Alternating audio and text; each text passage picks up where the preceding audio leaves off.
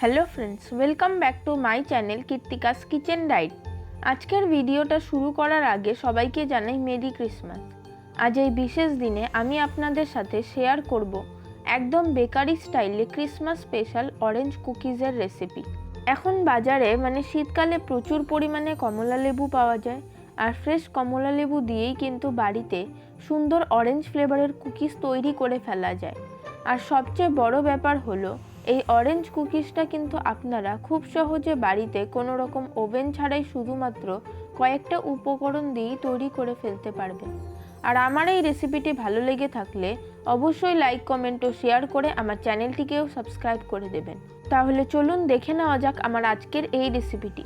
তো orange cookies বানানোর জন্য দিয়ে দেব রুম টেম্পারেচারে রাখা 1/4 কাপ পরিমাণে আনসল্টেড বাটার, দেব হাফ কাপ পরিমাণে গুঁড়ো করে নেওয়া চিনি, দেব হাফ চামচ পরিমাণে অরেঞ্জ জেস্ট, আর দিয়ে দেব 1 পিঞ্চ মতো অরেঞ্জ ফুড কালার।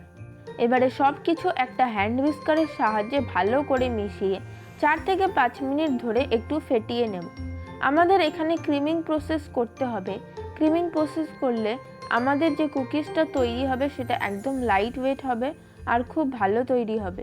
4 থেকে 5 মিনিট ধরে এটাকে আমাদের খুব ভালো করে ফেটিয়ে নিতে হবে, যাতে এটা এরকম লাইট আর ক্রিমি হয়ে যায়। আর ফেটানোর পরও কিন্তু দেখবেন কালারটা হালকা একটু চেঞ্জ হয়ে যাবে।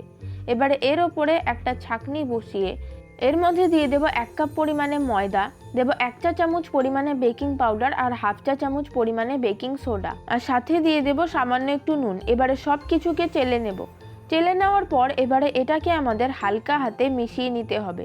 মিশিয়ে নেওয়ার পর এবারে এর মধ্যে অল্প অল্প করে একটা ফ্রেশ কমলা লেবুর জুস দিয়ে একটা ডো তৈরি করে নেব। ডোটাকে তৈরি করে নেওয়ার পর এবারে কুকিজগুলোকে বেক করার জন্য এখানে আমি একটা থালাতে বাটার পেপার লাগিয়ে ভালো করে অয়েল ব্রাশ করে নিয়েছি। এবারে ডোটা থেকে অল্প অল্প করে ডো নিয়ে ফার্স্টে একটু গোল করে, তারপর 2 হাতের সাহায্যে একটু চ্যাপ্টা করে কুকিজের শেপ দিয়ে কুকিজগুলোকে তৈরি করে নেব।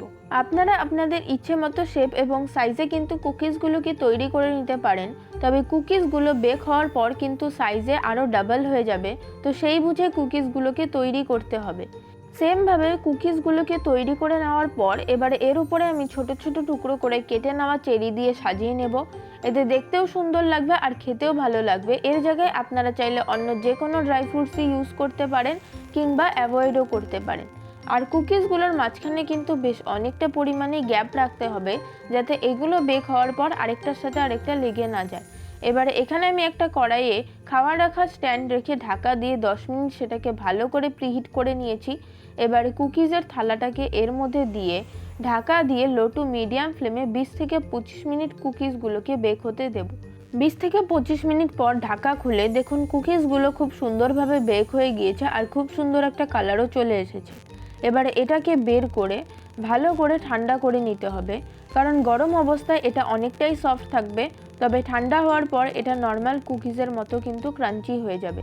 ভালো করে ঠান্ডা হয়ে যাওয়ার পর দেখুন কুকিজগুলোতে কত সুন্দর একটা কালার এসেছে আর পিছনেও খুব সুন্দরভাবে ক্রিস্পি হয়ে বেক হয়ে গিয়েছে।